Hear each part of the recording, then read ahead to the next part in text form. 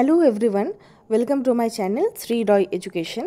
আজকে আমরা women's premier লিগের 2024 সালের যে ওমেন্স প্রিমিয়ার লিগটা হয়ে গেল, পুরো এক জায়গাতে আমি এটা কম্পাইল করে দিয়েছি এক্সাম পার্সপেক্টিভ থেকে। যা যা ইম্পর্টেন্ট জিনিস সব এই ভিডিওটাতেই আছে, তো প্রথম থেকে শেষ পর্যন্ত ভিডিওটি দেখবেন।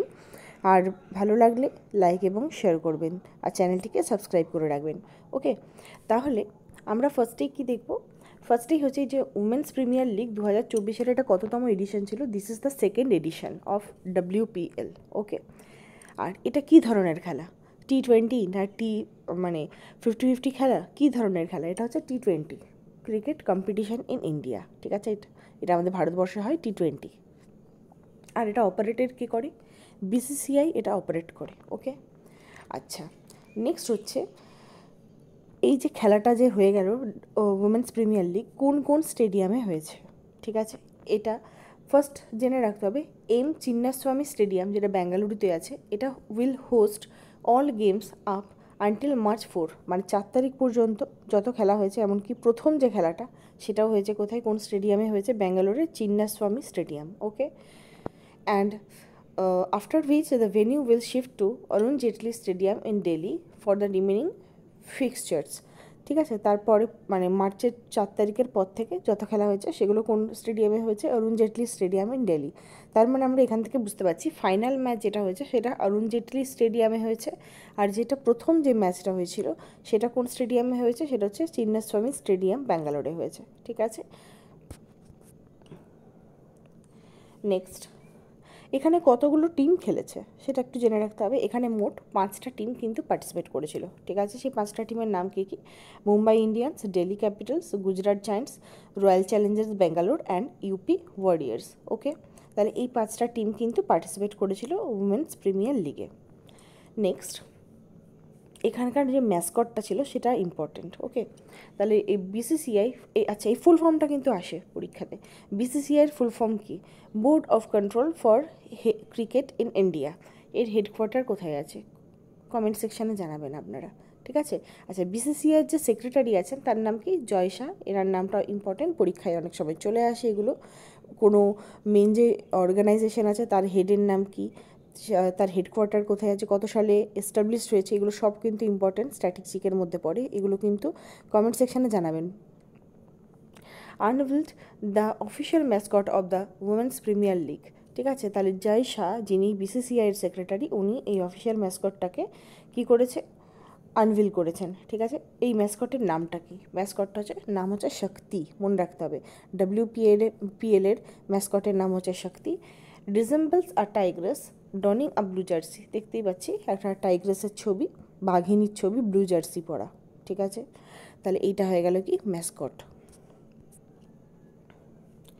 নেক্সট, এই যে আমরা কার ছবি পেয়েছি? স্মৃতি মান্ধানাজির ছবি পেয়েছি। ঠিক আছে, তাহলে এই যে খেলাটা যে হয়ে গেল, এই খেলাটাতে উইনার কোন টিম হয়েছে? উইনার হয়েছে প্রথমবারের মতো RCB, রয়্যাল চ্যালেঞ্জার্স ব্যাঙ্গালোর। যাক, RCB এতদিনে একটা অন্তত প্রাইজ পেল। ঠিক আছে, পুরুষদের টিমে তো যাই হোক পাওয়া যায়নি, তো মহিলাদের টিমে কিন্তু RCB কিন্তু জিতেছে। ঠিক আছে, আচ্ছা, উইকেটে হারিয়েছে ডেলি ক্যাপিটালস তাহলে রানার আপ হয়ে গেল। ঠিক আছে, কত উইকেটে হারিয়েছে? 8 উইকেটসে কিন্তু হারিয়েছে ডেলি ক্যাপিটালসকে। ওকে, আচ্ছা, RCBর ক্যাপ্টেনের কি নাম? মনে রাখতে হবে, স্মৃতি মান্দানা। ওকে, তাহলে RCB জিতেছে কত উইকেটে? 8 উইকেটে জিতেছে ডেলি ক্যাপিটালসের থেকে। আর RCBর ক্যাপ্টেনের কি নাম হলো? RCBর ক্যাপ্টেনের নাম হচ্ছে স্মৃতি মান্দানা। ওকে, নেক্সট দেখতে হবে আমাদের অরেঞ্জ ক্যাপ কে পেয়েছে। অরেঞ্জ ক্যাপ, আচ্ছা, প্রথমেই জেনে রাখতে হবে অরেঞ্জ ক্যাপ কারা পায়। অরেঞ্জ ক্যাপ পায় যারা মানে হাইয়েস্ট রান স্কোরার, যারা সব থেকে বেশি রান স্কোর করেছে তারা পায় এই অরেঞ্জ ক্যাপটা। ঠিক আছে, Ellyse Perry of Royal Challengers Bangalore won the coveted orange cap. তাহলে এলিসা পেরি, ইনি অরেঞ্জ ক্যাপটা পেয়েছেন। উনি 341 রানস করেছেন অ্যাক্রস 9 ম্যাচেস, অ্যাভারেজ কত? 69.4। ঠিক আছে, তারা এত কিছু মনে রাখার দরকার নেই, শুধু মনে রাখতে হবে অরেঞ্জ ক্যাপ কে পেয়েছেন, নাম হচ্ছে এলিসা পেরি। ওকে, নেক্সট আমরা চলে আসবো পার্পেল ক্যাপ। পার্পেল ক্যাপ কাদেরকে দেওয়া হয়? বোলারদেরকে, যে হাইয়েস্ট উইকেট নিয়েছে। সবথেকে বেশি পরিমাণ যে উইকেট নিয়েছেন তাকে দেওয়া হয় পার্পল ক্যাপ। পার্পল ক্যাপ তাহলে কে পেয়েছেন? আরসিবিরই শ্রিয়াঙ্কা পাটেল, ঠিক আছে, ইনি পেয়েছেন পার্পল ক্যাপ। তাহলে এই দুটো নাম মনে রাখতে হবে। অরেঞ্জ ক্যাপ হচ্ছে এলিসা পেরি, আর পার্পল ক্যাপ পেয়েছে কে? শ্রিয়াঙ্কা পাটেল। নেক্সট হচ্ছে WPL 2024 সালের ফাইনাল মোস্ট সিক্সেস, ঠিক আছে, কে মেরেছেন? শেফালি বার্মা। 20টা 6 মেরেছেন 9টা ম্যাচে, ঠিক আছে। তাহলে সবথেকে বেশি 6 কে মেরেছেন? শেফালি বার্মা, 20টা 6 মেরেছেন 9টা ম্যাচে। নেক্সট হচ্ছে মোস্ট ভ্যালুয়েবল প্লেয়ার, কে হয়েছেন?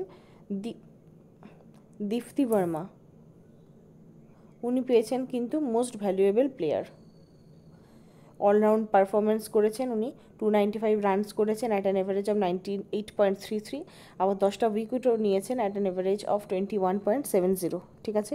তাহলে দীপ্তি শর্মা হয়ে গেছেন most valuable player. Next player of the final কে হয়েছেন? প্লেয়ার অফ দ্য ফাইনাল হয়েছেন সোফি মলিনিয়াক্স, ঠিক আছে, ওনাকে ডিক্লেয়ার করা হয়েছে প্লেয়ার অফ দ্য ফাইনাল হিসেবে।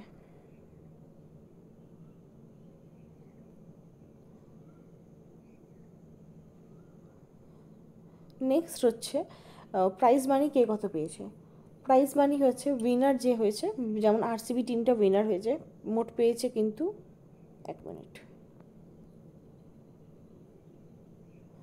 আরসিবি উইনার টিম পেয়েছে মোট 6 কোটি টাকা। রানার আপ হয়েছে দিল্লি ক্যাপিটালস, 3 কোটি টাকা পেয়েছে। অরেঞ্জ ক্যাপ যে পেয়েছে মানে হচ্ছে যে সব থেকে বেশি রান স্কোর করেছে সে পেয়েছে 5 লাখ টাকা, এলিসা পেরি। আর পার্পল ক্যাপ হচ্ছে যে সব থেকে বেশি উইকেট নিয়েছেন, যেমন হচ্ছে শ্রিয়াঙ্কা পাটেল, উনি পেয়েছেন 5 লাখ টাকা। মোস্ট ভ্যালুয়েবল প্লেয়ার হয়েছেন দীপ্তি শর্মা, উনিও পেয়েছেন 5 লাখ টাকা, ঠিক আছে। মোট এইগুলো মনে রাখলেই চলবে।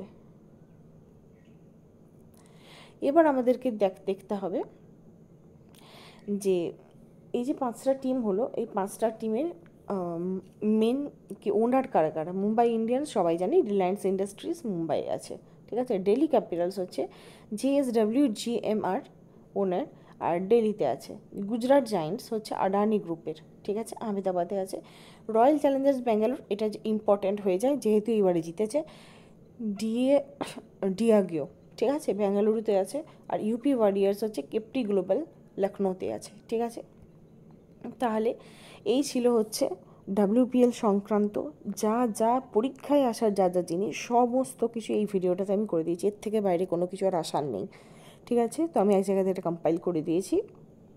তো এটা পরীক্ষার আগে অবশ্যই একবার করে দেখে যাবেন, যেহেতু WPLটা হয়ে গেল সেই জন্য কিন্তু এবার এটা হট টপিক হয়ে গেল, ঠিক আছে। আচ্ছা, তো এরকম টপিক ওয়াইজ কোনো তথ্য পেতে এই চ্যানেলটিকে সাবস্ক্রাইব করে রাখবেন। এই চ্যানেলে কিন্তু সমস্ত কিছু পরীক্ষার পার্সপেক্টিভে সব কিছু আসতে চলেছে। So thank you so much.